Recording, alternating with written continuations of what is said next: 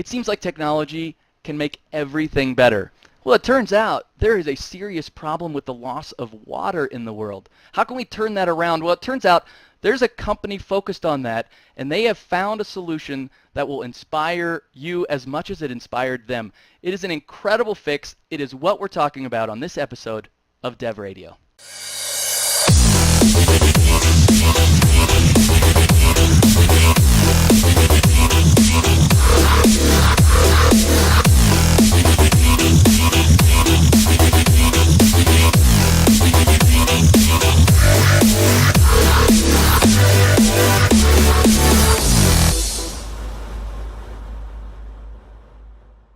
Hi, and welcome to the next episode of Microsoft Dev Radio. I'm here with Fridis and I'm here with Kevin. They're both from Powel in Norway, all the way across the ocean, to talk about their solution we call Smart Water.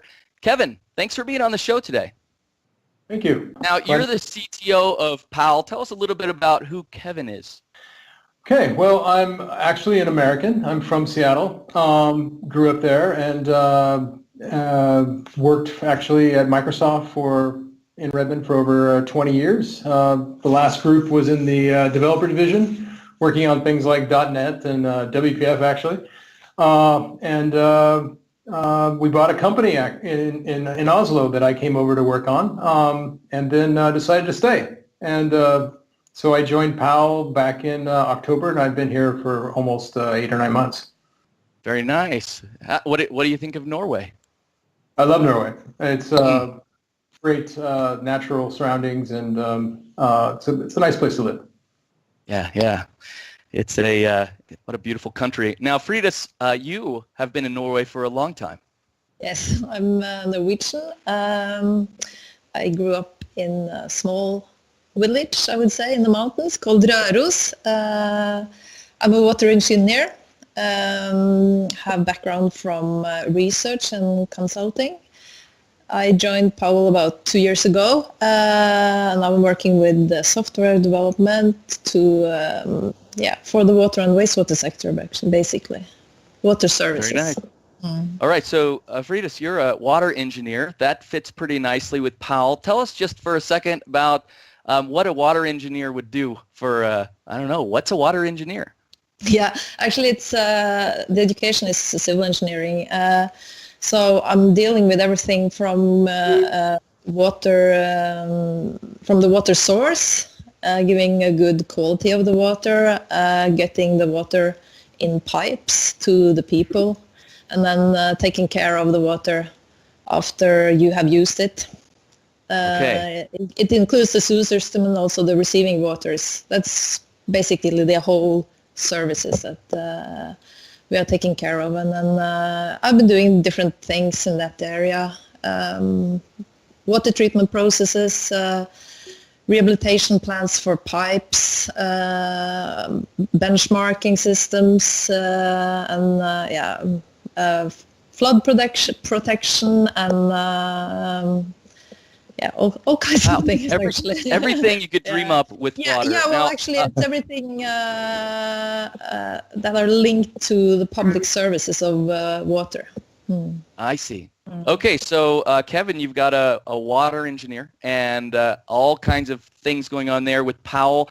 But some people may not know who Powel is. We know you're a large company, but kind of walk us through who Powel is and why a water engineer would work for Powel.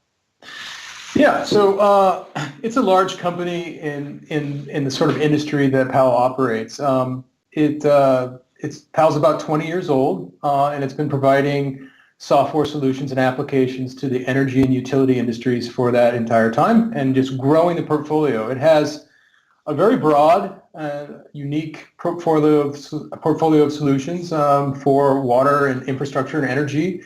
For energy trading, grid management, and some renewals tech, and some things around microgrids and so on. So it's a bit unique in that respect. And as you can imagine, it's been a traditional ISV in the sense of it's had delivered applications and servers on premises at utilities and the municipalities for most of this time. But has recently, in the last 4 years or so, been transitioning to a modern cloud-oriented application model. and business model as well. But so it sounds like there's two big parts of Powell, one that has to do with power and one that has to do with water. No, we have actually 5 different business units. Okay. We have construction, civil construction for roads and bridges and tunnels and things like that. But we have water. We have what can be called the grid infrastructure management, and then something we call smart energy, which is focused on energy trading and inflows of water and water generation and things like that. And then the final is metering, smart metering. Okay. Powell likes smart things and likes smart water, this project that we're about to talk about. A lot of smarts in Powell. Increasingly smart and digitized, yes. And digitized. All right, well, tell us just a little bit about the Smart Water Project. Actually, let's just step back again.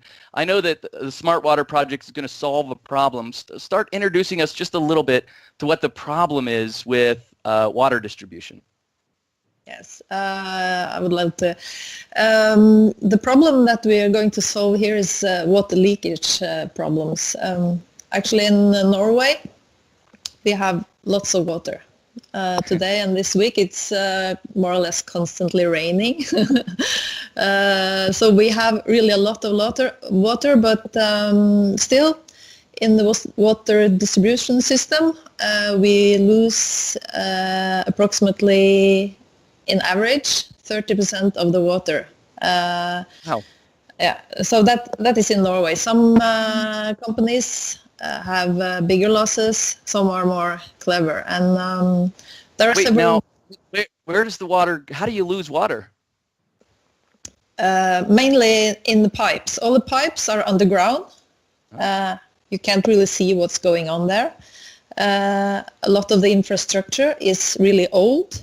The pipe has a lifetime of about 100 years economically. So that means that they try to keep them as long as possible. And then it's hard to detect when and where there's a leakage. It could be anywhere in the system. Really big ones, they surface. Then you get a big hole in the ground or in the street, and the water... Those are the easy ones to find. Yes, those are the easy ones, but you have a lot of small ones that is hard to detect and discover. So these are the issue that we want to solve with this smart water project. I can't even imagine how you could solve this problem. With all these pipes are underground, all these pipes go for miles and kilometers forever.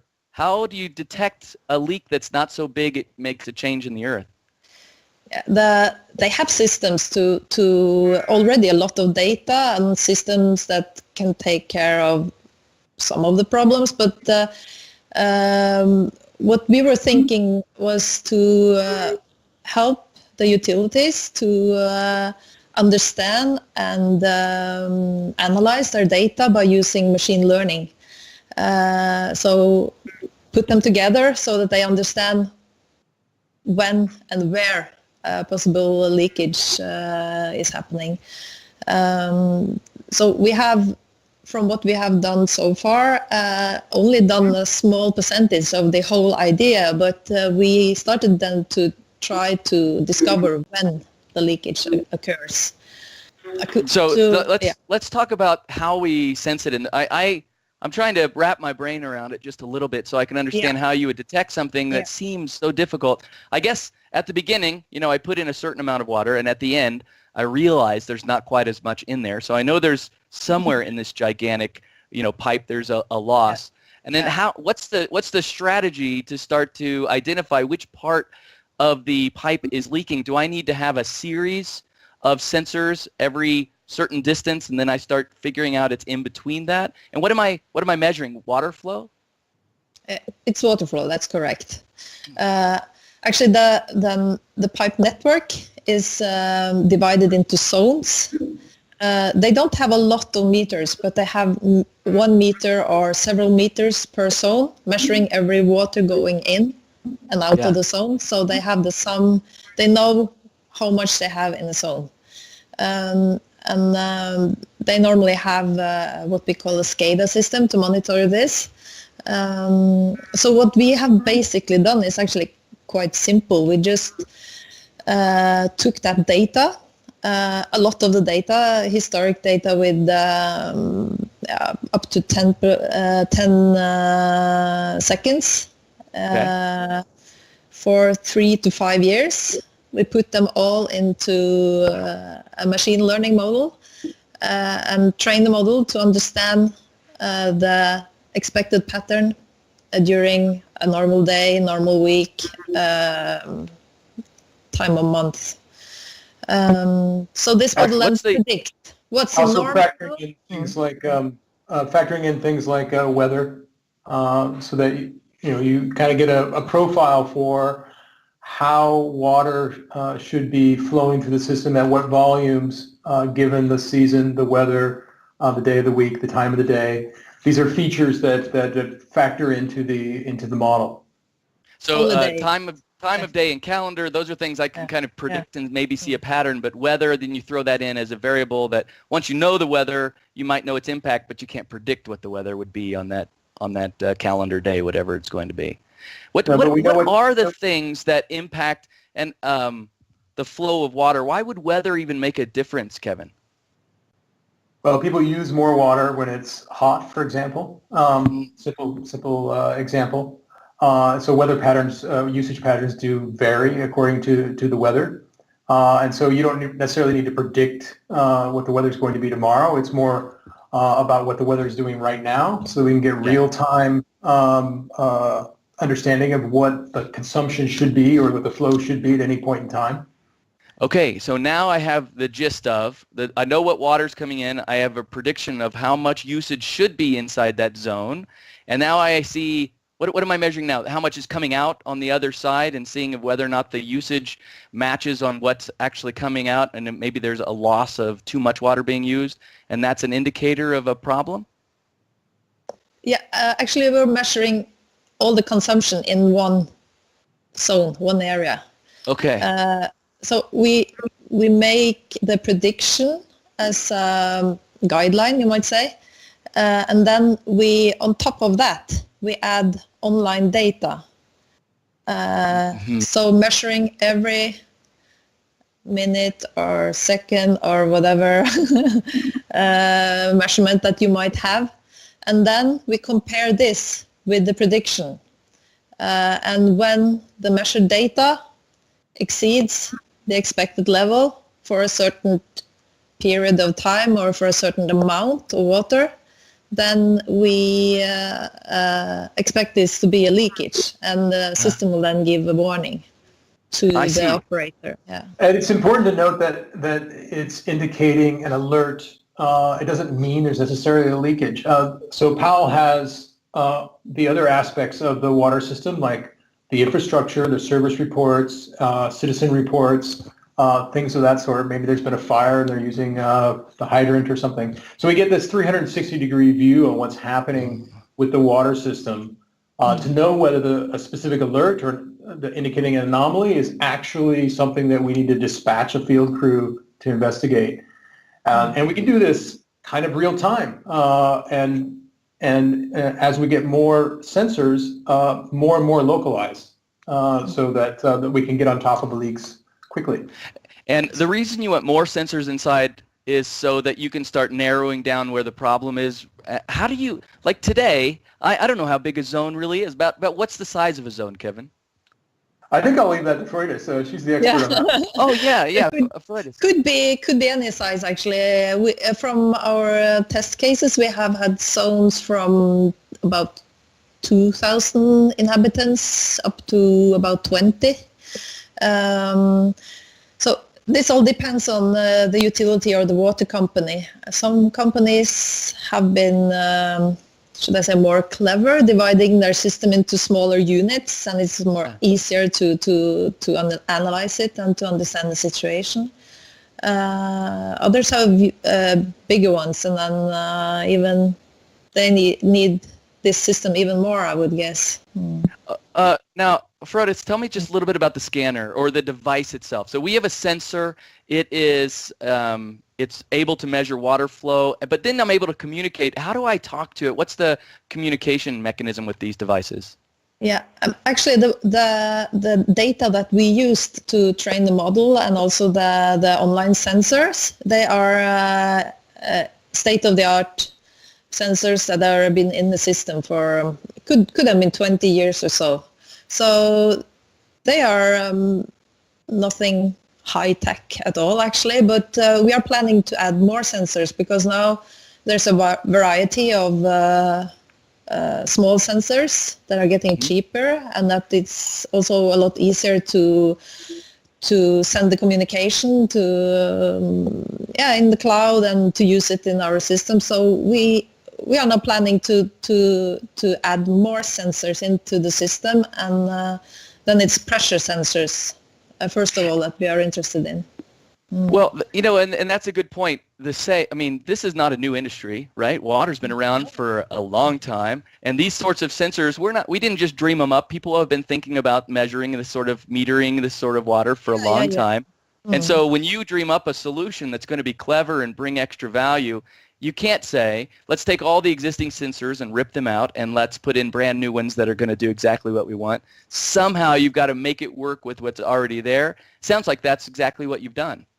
Yeah, actually we're only using data that they already have. It's just that we are using them, analyzing them, and giving them back in a way that they are more useful for our clients. Yeah, and to that point, as municipalities modernize and smart city initiatives and so on, they will have more modern sensors come online, and this solution just gets more interesting in that scenario. Right. So one of the ideas, of course, is to increase data because that'll help you narrow things down. But also, how important is the speed of data from these sensors so that you can react to problems that you detect? Honestly, not that important. It's good. It's good to have frequent data, but when something happens, it's not like happening. It's not like a gas leak. In a second or in a minute, you would have time to discover. So if it's some minutes. If it's a really big leak, as Frodis was saying earlier, then it's going to surface in some way. What we're trying to find is the 1,000 small leaks that are causing so much water loss. In a scenario where water becomes an increasingly scarce resource, having 1,000 pipes in a municipality slowly leaking water undetected for a long period of time is a problem. So it's not a question of super urgency, but it's a question of discovering them and getting them fixed. I see. So this really isn't about solving the gigantic problems. It's solving the compound problems of all the little ones that are bigger than the gigantic problems if you really look at it. 30% water loss seems pretty significant to me. If I lived in, our producer, Chris, he lives in Las Vegas. If I lived in Las Vegas where water is unbelievably scarce, 30% loss, that's tragic. Yeah, absolutely. Yeah. Absolutely. And if your systems are able to predict where some of these losses are, I'm able to recover, let's just say 10%, and now I'm only losing 20% instead of 30%. That is an incredible value, and I didn't have to go find more water. I'm basically just not throwing away so much water at the same time. Yeah.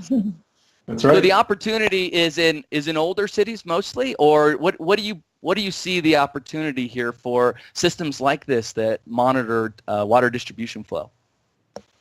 I think any city would have use of this kind of system.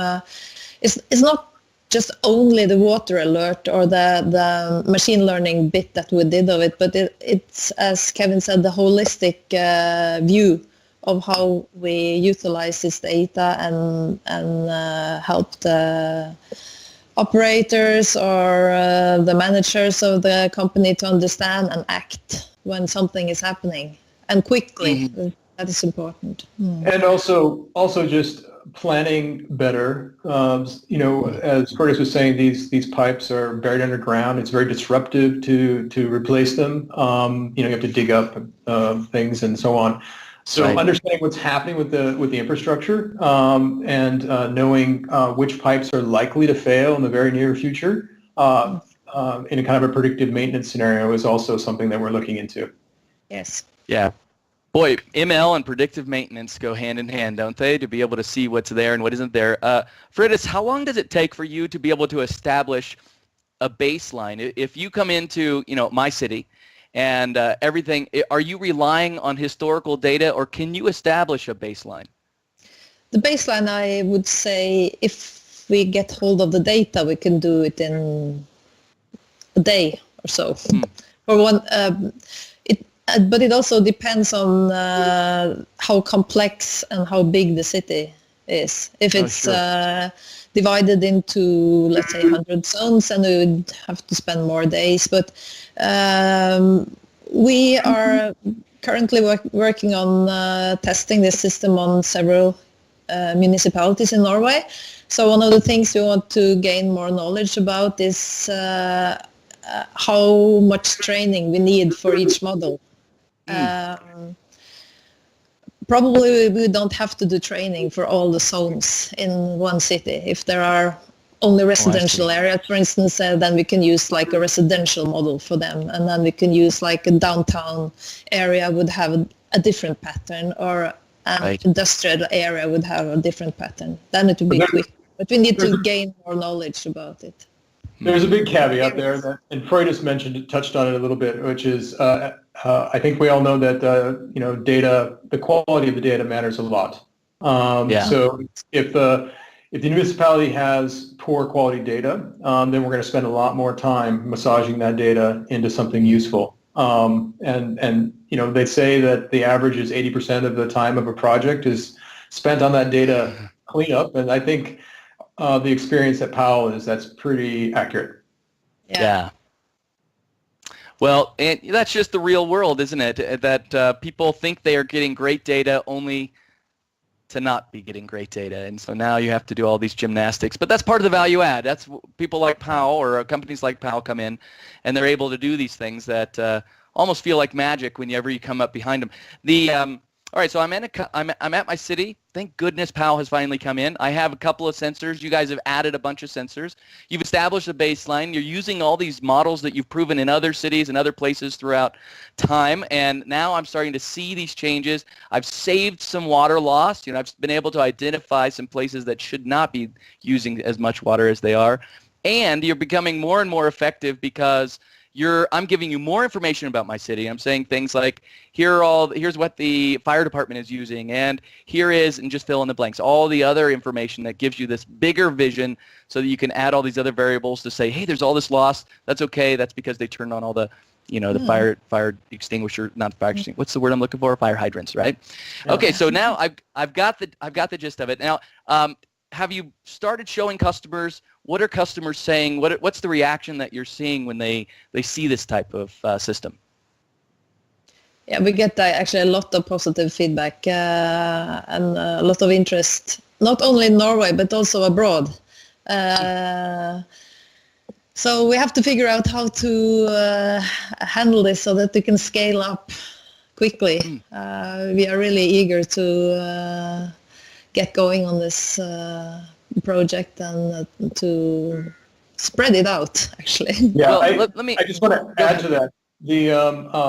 As I was mentioning, that a lot more of Powell's business is global, and we are building scalable SaaS type solutions. That's what this water alert thing is designed to be. So while we're testing the solution out with municipalities in Norway, the plan is to very nearly bring that in a very short time bring that to the international market. Nice. Now, during this project while we were putting it together, so this is really an IoT project, right? I mean, when you look at it and just step back, you're like, how are you doing all this? Well, it's a standard sort of IoT implementation. As you were going through it, did you have any aha moments? Anything where you were like, wow, something just happened that was really, really great? Well, I think you have to give credit a little bit to the Microsoft subsidiary here. We are a partner with Microsoft, and we were engaged in the Ascend program. So a couple of folks from Microsoft, including Pedro Diaz and Ulf Tollefsen, came and did a workshop with Powell, an intensive 2-week workshop where we got together in a room and we brainstormed around some interesting ideas, and really thinking about the business value and the customer scenarios and how IoT could factor into that and how machine learning could factor into that. Yeah. And we came up with this scenario, and the team built this, the entire first POC within that time frame, also while doing the DevOps portion aspect. So, big credit to the Microsoft folks there who were working with the team to make that happen. So the origin of this thing is of this particular aspect of the water solution is really there. During that kind of workshop that they had with you, well. And isn't it amazing what 2 weeks can do? Just to dedicate a little bit of time, and all of a sudden, you've got a new clear product. Clear away the noise and focus. Yeah, it's really great. Actually, we did a little bit of preparation, and then we were working a bit on data before we decided to meet again. And then everybody just went to one place, worked together for a whole week. Really long days, but really inspiring, and it's amazing what you can do when you really focus on something. And also we worked very much on the DevOps part of it, and I think that was maybe one of the... Talk to me a little bit about the DevOps side for it. What is that? What do you mean? Well, as I mentioned, that Powell's been going through digital transformation, and part of that is really looking at the way we develop and deploy our software and solutions to customers. And the desire was to optimize the value delivery pieces, and it was so DevOps was a key piece of sort of examining that and seeing if we couldn't make it a lot better. And the funny thing, or the interesting thing, is when you get everybody in a room and you have everybody describe the current way we do things, and seeing the different views on it, and understanding that no one person had the complete view. So then working through that, I think we moved from a 12-week deployment down to like a 3.5-week deployment from the inception of the sort of the thinking of a new feature to actually deployed to a customer. So I think that's a third of the time. That's impressive. Yeah, that was an exciting thing for the team, and then we used this framework through the workshop. Through those 2 weeks. So there was some learning that had to take place there. People had to get familiar with the tools and so on, and a slightly different way of doing things while we're doing this new IoT and machine learning thing as well. So it was a intensive, useful couple of weeks. Yeah, a lot of learning all at once. Isn't it amazing how when everybody sits down to talk about process, there's so much to improve.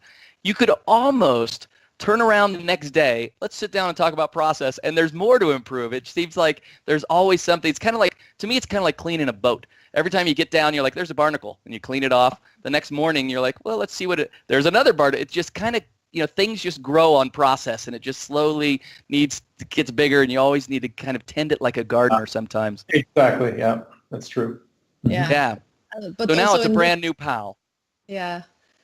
But also this hackathon, I think it was like really inspiring for all of us, both from Powell and Microsoft. My impression was because we could really see the benefit of the different way of working immediately. We saw the model building while we were there, literally. Process, especially difficult process, is such a barrier to great ideas, right? And so being able to execute something, you're like, hey, I've got a great idea, and it'll take a year to do, right? And it's like, forget it, that's too much, right? It's neat when you can enable things to be, even if, fast doesn't mean this afternoon. Fast can still mean a reasonable amount of time, just not a burdensome amount of time. That's pretty great. So it's a two-part process for Powell. For one, we start looking at the IoT side of things, introducing models, introducing all these pieces around, I'm sure, stream analytics. And then at the same time, we're all going to work together in a new, very tuned process, and we can see how well it works. Sounds like the process actually worked as well. Are you guys taking the process improvements that you did during this workshop and then implementing it inside your own development teams now? Well, there are many development teams at Powell, and so some are further along in the DevOps continuum than others. And so it's as I mentioned, Powell's going through this digital transformation, and it's a process, but it's one that's steadily improving. So now, not Powell, but Jerry Company over here. We're about the same size as you, totally different industry. We're thinking about DevOps. This is pretty interesting. What would be a word of advice from one CTO to another that you might give to me as I'm considering this DevOps process? Yeah, I think it's not just a sort of a gimmick or just a trend. It's something that actually optimizes the way you can deliver value and allows you to deliver continual value and get data back for your efforts.